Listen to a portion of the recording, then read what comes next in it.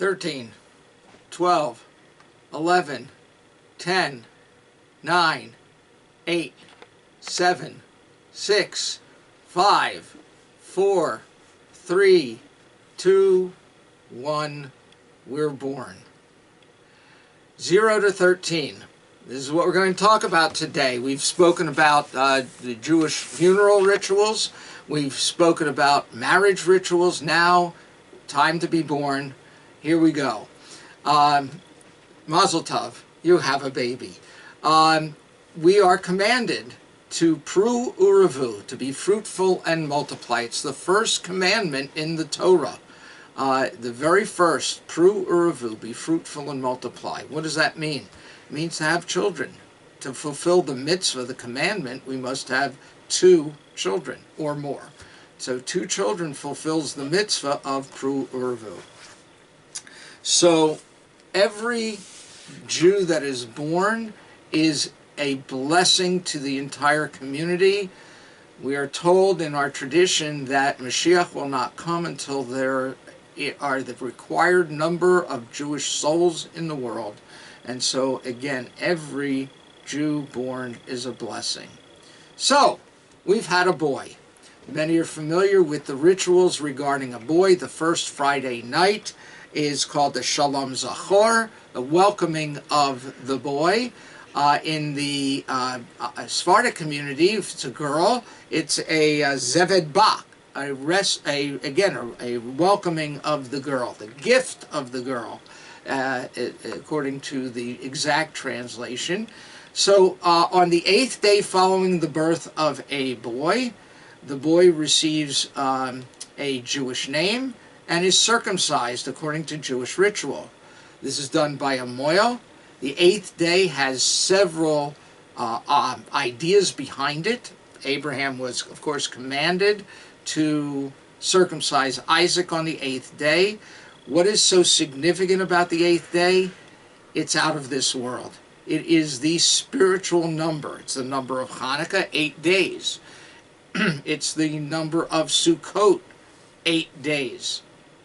And of course, 8 is the fullness. If you think about the number 8 in Hebrew, Shmona, it also has the indication of full or fat. It's the number that is more spiritual than any other number in the Jewish calendar. Also, the 8th day is when, from a biological standpoint, the highest concentration of vitamin K, the clotting vitamin, is in the human body. On the 8th day, that's when it's, as I said, the highest concentration. It's remarkable. Somehow we knew that. So that's the ritual for the boy, is the circumcision. And that is when, as I said, he's given his Jewish name. On the 30th day, we have something called the Pidyon Haben. If you are an Israelite, if you are not a Kohen or a Levi, the father goes to a Kohen and gives the Kohen 5 shekels, $5, 5 silver coins, and the baby is then redeemed from the Kohen. This comes from the text that we're actually going to be reading over the next couple of weeks, when the Jewish people are counted, and in lieu of the firstborn, the Levites are commanded to serve in the temple. And so whenever something is committed by Jewish law, is committed to the temple, then if you're not going to use it in the temple, it has to be redeemed. The firstborn, because of the plague of the death of the firstborn Egyptians, the firstborn were to be redeemed in compensation for that, the Jewish firstborn. So if it's a firstborn, on the 30th day, we do what's called the Pidyon Haben, the redemption of the firstborn. In regard to girls and being given their Hebrew name, the custom is to give them their Hebrew name at the first Torah reading following the birth. So I'll give you a for instance. My daughter was born on the second day of Rosh Hashanah, which was a Friday that year. The following day on Shabbat, I went into services and was called to the Torah, and we gave my daughter her Jewish name. There are naming ceremonies that are done nowadays that can sometimes take place, 30 days, a year, a couple weeks, whatever, after the birth of the girl. And we invite family and friends, and we do the official naming at that point.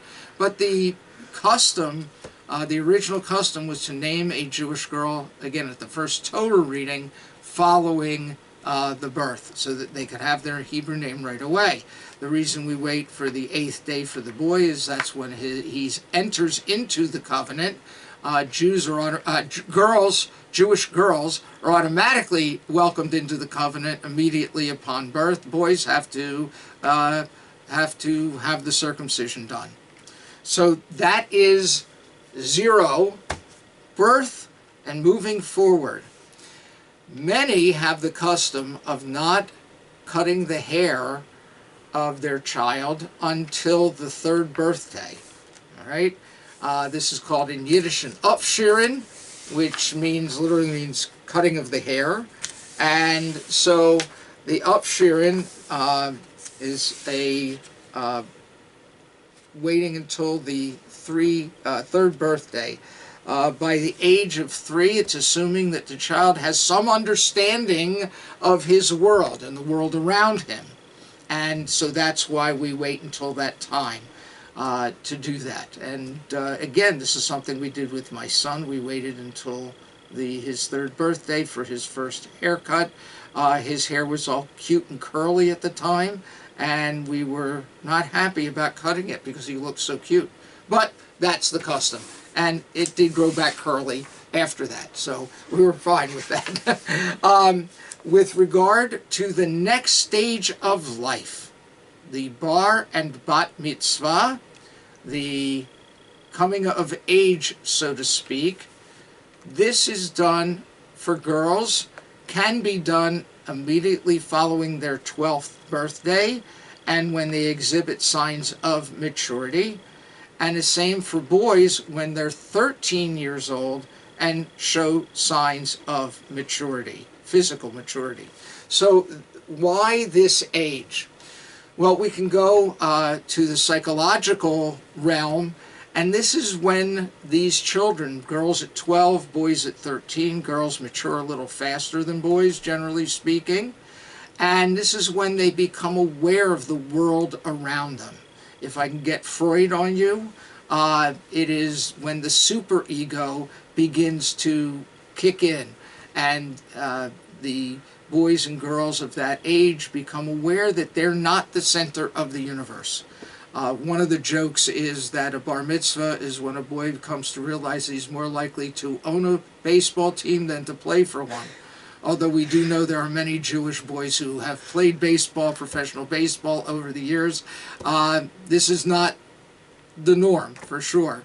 And so, again, that's the joke that goes with that. Anyway, so what is the bar mitzvah all about? Well, boys and girls, they become a bar mitzvah, whether or not we have any type of ceremony, whether or not we have any type of acknowledgement of that that time of life. So in the conservative, reform, reconstructionist communities, both boys and girls are called to the Torah, to recite blessings over the Torah, to chant a Haftorah, a reading from the prophets, to acknowledge that they've become now responsible members of the Jewish community. Also, up until this time, the parents are responsible for any transgressions. I don't like using the word sins, but that's customarily what's done. But any transgressions that the child commits. At this point, the child now becomes responsible for their own actions, and so therefore responsible for their own transgressions.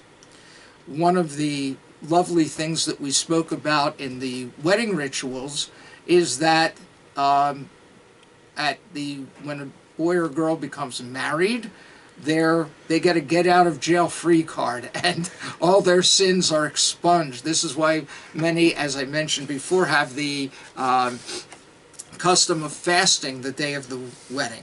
In any case, back to bar and bat mitzvah. So, as I said, a boy or a girl becomes a bar or a bat mitzvah.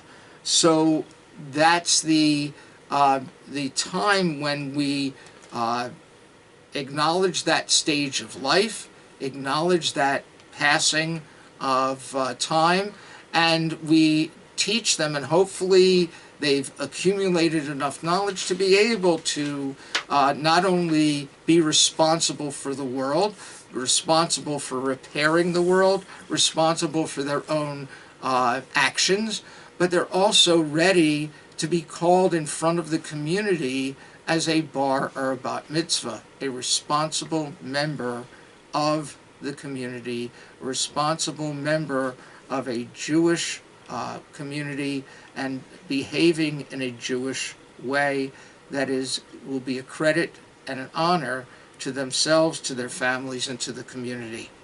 So these are our traditions from 0 to 13, and I hope you enjoyed this session, and look forward when we talk about next time about the festival of Shavuot coming up in just a couple weeks.